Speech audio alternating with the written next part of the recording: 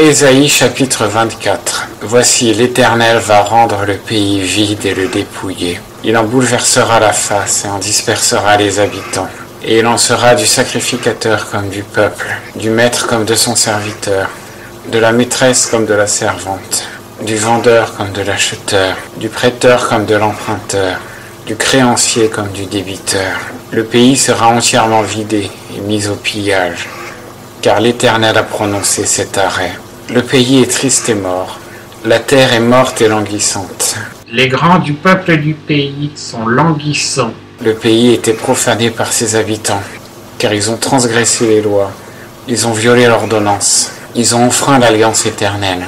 C'est pourquoi la malédiction dévore le pays, et ses habitants portent leur peine. C'est pourquoi les habitants du pays ont été consumés, et il n'est resté que très peu d'hommes. Le vin doux pleure, la vigne languit, tous ceux qui avaient le cœur joyeux soupirent. Le son joyeux des tambourins a cessé, le bruit de la gaieté a pris fin, le son joyeux de la harpe a cessé.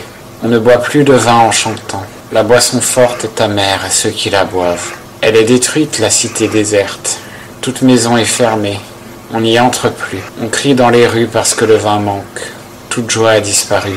L'allégresse du pays s'en est allée, il ne reste dans la ville que désolation. La porte tombe en débris sous les coups, car il en est au milieu du pays, parmi les peuples, comme lorsqu'on bat l'olivier, comme au grappillage après la vendange. Mais ceux-ci élèvent la voix, ils jettent des cris de joie. Des bords de la mer, ils chantent la majesté de l'Éternel.